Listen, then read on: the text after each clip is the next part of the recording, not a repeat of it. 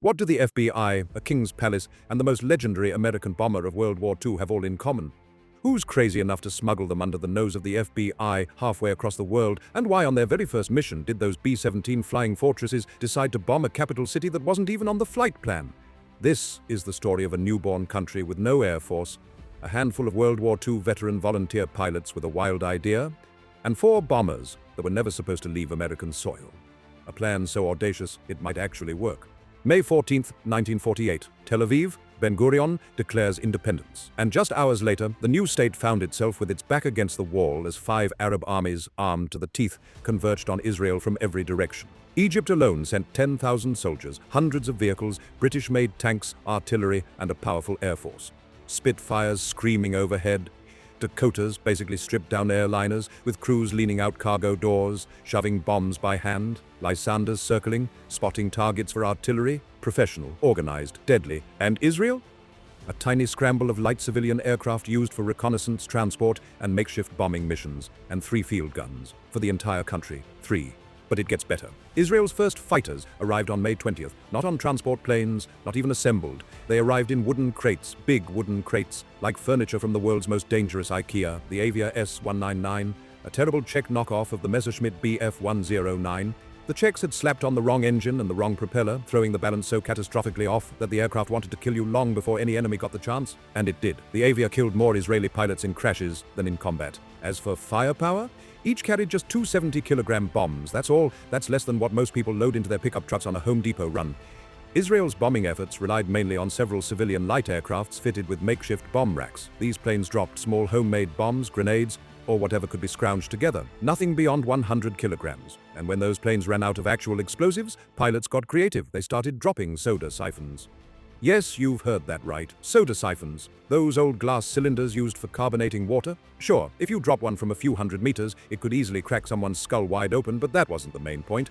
The idea behind using them was in their sound. Those siphons whistled on their way down, and that whistle sounded exactly like a falling bomb. To a soldier on the ground, there was no difference between an incoming 500-pound explosive and a pressurized beverage dispenser. Not until impact. By then, he'd already hit the dirt. Warfare with whatever you have at your disposal, that was the Israeli Air Force in May 1948. These little aircraft could harass enemy columns, maybe slow an Arab advance here and there, but they could never stop it. Israel needed something with real reach, real weight, something that would make enemies reconsider their plans just by hearing its engines overhead. They needed a bomber that could actually bomb things.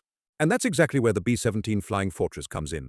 The B-17 looked like someone had tried to build a metallic cathedral and accidentally made it fly. 74 feet of aluminum, 4 radial engines, a greenhouse nose where the bombardier sat, surrounded by glass, peering down at a world about to have a very bad day. Gun positions bristling from every conceivable angle. 13 50-caliber machine guns in all, because apparently someone at Boeing really hated the idea of blind spots. But inside the plane, it was a completely different story. No insulation, no pressurization. At 25,000 feet, temperatures dropped to 40 below zero. Crews wore electrically heated suits that sparked like pinball machines when they moved. Frostbite was common. So was hypoxia, terror, and death. The fuselage was so thin you could dent it with your thumb if you pushed hard enough. And yet, the crews who flew it developed something like love for the thing. It brought them home when it had no business doing so. Shot full of holes, missing chunks of wing, engines on fire, tail gunner's compartment gone entirely. The B-17 absorbed punishment that would have shattered lesser aircraft and somehow kept flying. There are photographs of flying fortresses that landed with damage so catastrophic they look like abstract art. It was the aircraft that helped crush Nazi Germany, the plane that dropped more bombs on Europe than any other. Over 12,000 were built, thousands were shot down. It was a death trap and a guardian angel, sometimes both in the same mission. Sure, by 1948, it wasn't the newest or the fastest bomber anymore, but it was the one that made everyone stop and stare when it flew overhead. And the Flying Fortress could carry 2,200 kilograms of bombs to long-range targets. Let that sink in. Israel's best fighter carried 70 kilograms. The B-17 carried over 2,000. That's not an improvement. That's a different category of warfare entirely. There was just one small problem. The United States, the only country with tons of B-17s to spare, had slapped an arms embargo on the entire Middle East. There were B-17s sitting in American boneyards, stripped of guns, declared surplus. Destined for the smelter. Hundreds of them, unwanted, available. And the crazy part was that they would cost around $30,000 apiece. In 1948, that was the price of a suburban house in Connecticut, or one slightly used aircraft capable of leveling a city block. Tough choice. But here's the deal. They were illegal to export. Here's where it gets really crazy. How do you smuggle 4 74-foot-wide flying fortresses from under the FBI's nose? This is where a man named Al Schwimmer enters the picture. Schwimmer was a flight engineer for the U.S. Air Transport Command during World War II. When the war ended, he stayed in Europe working for TWA. That's when he visited the displaced persons camps. He saw what was left after the Holocaust. Not in photographs, not in newsreels, but with his own eyes as he walked through the camps and met the survivors. This is something you just can't unsee, the empty eyes, or the walking skeletons trying to rise from the ashes after all the horrors they've been through. So, in 1948, Schwimmer looked at the situation in Israel and saw something very specific: 600,000 Jews surrounded by 5 armies that wanted them dead just 3 years after the camp's liberation. He wasn't going to watch it happen again, but Schwimmer couldn't do it alone. The operation was too big for one man, so he started making calls, and word spread through networks of Jewish World War II veterans, passed from friend to friend, whispered in synagogues and VFW halls and bars near air bases. There was Hank Greenspun, a Las Vegas publicist with a talent for creative problem-solving. There was Charles Winters, a Miami businessman who used B-17s for cargo flights to Puerto Rico. Winters wasn't Jewish, he just believed in the cause. There were dozens of others: mechanics, navigators, radio operators, pilots. Most were Jewish. Most were World War II veterans. All of them knew exactly what they were risking: federal prison, criminal records, careers destroyed. They did it anyway. Finding the B-17s turned out to be the easy part. America had built over 12,000 flying fortresses during the war. By 1948, the military had no use for most of them. They were rotting in desert boneyards: Kingman, Arizona; Altus, Oklahoma; Walnut Ridge, Arkansas, stripped of their weapons, declared surplus, waiting to be melted into aluminum ingots.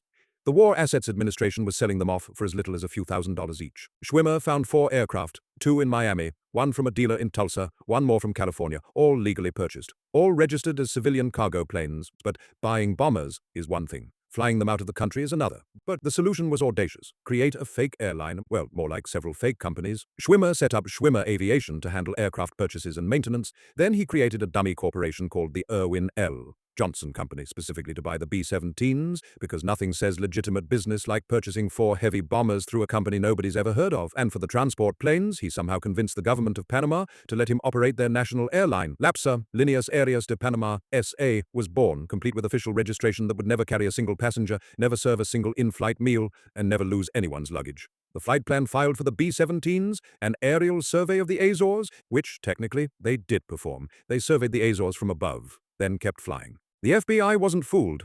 They'd been watching some suspicious things happening, and in early 1948 they got a break when a crate labeled "Used Industrial Machinery" broke apart on a New Jersey dock while being loaded onto a freighter. Explosives spilled everywhere. The crate was one of 76 identical ones, all destined for Israel. Not exactly subtle.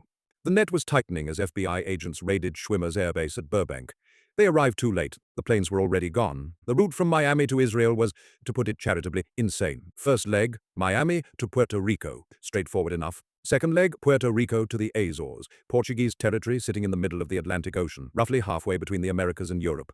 The only feasible refueling point for aircraft that couldn't make the crossing in one hop. 20 hours of open ocean to get there. No landmarks, no emergency landing options. Miss those islands, 2 specks of volcanic rock in thousands of miles of Atlantic, and you fly until the fuel runs out. Third leg, Azores to Czechoslovakia. Across European airspace with forged flight plans, hoping nobody looks too closely at a formation of American heavy bombers heading for the Iron Curtain. Final leg, Czechoslovakia to Israel. Why Czechoslovakia? Why would a communist satellite state help arm a Jewish nation while Western democracies refused? Simple. The Czechs didn't care about the newborn country. They cared about hard currency. And they really enjoyed pissing the British off, who were busy arming the Arabs while piously maintaining neutrality. The Cold War made for strange bedfellows. Sometimes history hands you exactly the ally you need, for exactly the wrong reasons. So on June 12, 1948, 3 B-17s lifted off from Miami, heading for Puerto Rico. Charles Winters piloted the lead aircraft. The 4th bomber had mechanical problems and would follow later. Crossing the Atlantic in a stripped-down B-17 is like sailing a bathtub across the Arctic. No life rafts, no emergency radios, just 4 engines consuming fuel at rates that made every nautical mile feel borrowed. The roar was constant, so loud you stopped being able to hear yourself think after the first hour. You just existed inside the noise. The cold seeped through every rivet hole, every gap in the ancient airframe. These planes were built to fly missions of 8 hours, maybe 10. Now they were being pushed to their absolute limits by men who knew exactly what would happen if the fuel calculations were wrong. The navigators worked constantly. Dead reckoning, celestial navigation, educated guessing. There was no GPS, no radio contact, just charts, a sextant, and faith in mathematics. Miss those islands, and you become a submarine for a very short time. But eventually all 3 B-17 made it to the Azores. The 4th bomber followed a day later, and that's when everything went wrong. The Portuguese authorities were waiting. The U.S. State Department had made a call. The aircraft was impounded. 1 bomber down, 3 remaining. But 3 bombers were enough. The surviving aircraft pressed on across Europe with forged flight plans. On June 14th, they landed at Zatek airfield in Czechoslovakia, deep in Soviet territory. Here, the stripped-down civilian transports would become bombers again. Czech mechanics worked around the clock, they installed gun turrets, they mounted machine guns, they fitted bomb racks. And here's the detail that makes historians pause. The bomb racks came from Luftwaffe stockpiles, German equipment, Nazi surplus, being bolted onto American bombers so that Jewish pilots could attack Arab armies. 3 years after the liberation of the concentration camps, the machinery of the Third Reich was being repurposed to defend the survivors. History doesn't do subtlety. The conversion was far from perfect. The oxygen systems were a problem. Flying above 25,000 feet without supplemental oxygen means unconsciousness in minutes, death shortly after. Only one aircraft received a fully functional system, the other 2 would be limited to lower altitudes. The bomb sights were another problem. The famous Norden bomb sight, the precision instrument that made American bombing accurate enough to matter, wasn't available. Only one aircraft got a proper sight. The others would aim as best they could. By mid-July, the 3 B-17s were as ready as they would ever be. 1 fully equipped for high-altitude precision bombing, 2 that would have to improvise. The original plan was straightforward. Fly the bombers to Israel, where they'd join the Air Force and begin operations. But someone looked at a map and asked a question. The B-17s would be flying near Egyptian airspace anyway. They had bombs, they had crews who knew how to use them, and they had something the Egyptians didn't know about. Surprise. Complete, total surprise. Nobody in Cairo knew these aircraft existed. The Jews weren't supposed to have heavy bombers, which meant this was going to be one hell of a surprise. Why not announce their arrival with a statement? Something that would land in Egyptian command rooms like a punch to the gut. Something that would make it clear that the rules of this war had just changed. The target they chose was King Farouk's palace. 3 bombers, 3 targets, Cairo, El Arish Airfield, Gaza. A detour on the way to Israel. On July 15th, 1948, the 3 B-17s lifted off from Zatek, loaded with 12 500-pound bombs each. Nearly 3 tons of explosives per aircraft, more firepower than the entire Israeli Air Force had delivered in the previous 2 months combined. Bill Katz piloted the lead aircraft, the one with the working oxygen system and the functional bomb sight. Ray Kurtz, a veteran of 31 combat missions over Europe, served as his co-pilot. They drew the Cairo mission. Norman Munitz and Al Rayson piloted the other 2, assigned to El Arish and Gaza. The route took them south over the Alps, through towering cumulus clouds. Over Albania, they encountered light anti-aircraft fire, but the altitude carried them through. As they approached Egypt, the bombers separated. Katz and Kurtz climbed to 25,000 feet. At that altitude, the oxygen system becomes the thin line between thinking clearly and losing consciousness. The cold becomes something beyond cold. It seeps into your bones, slows your reflexes, makes every movement feel like pushing through water. The aircraft creaks and groans, metal contracting in temperatures it was never really designed for. Below them, as the sun set, Cairo's lights came on. The Egyptians weren't expecting anything. Why would they be? They'd been bombing Tel Aviv for weeks. Their air force controlled the skies. The Jews had no heavy bombers. The bomb bay doors opened. 3 tons of explosives were dropped into the darkness toward King Farouk's palace. The bombs struck near the palace, close enough to send shockwaves through Egyptian command. Close enough that King Farouk probably needed new pants. Buildings shook. Fires erupted. The sound echoed across the city. In the hours that followed, thousands of Cairns fled. Panic swept through the streets. The Jews had bombers, real bombers, American bombers, with aircraft that could reach Cairo and return. The other 2 B-17s couldn't find their targets in the fading light. El Arish and Gaza remained hidden in the desert haze. Rather than return with full bomb loads, they hit Rafah instead, a military target of opportunity. Then all 3 bombers turned north toward Israel. The B-17s landed at Ramat David Airfield on the night of July 15th. The crews climbed out exhausted, frozen, ears ringing. They had flown from Czechoslovakia to Israel, across half of Europe and the Mediterranean, and bombed an enemy capital on the way. The Egyptian military reassessed everything.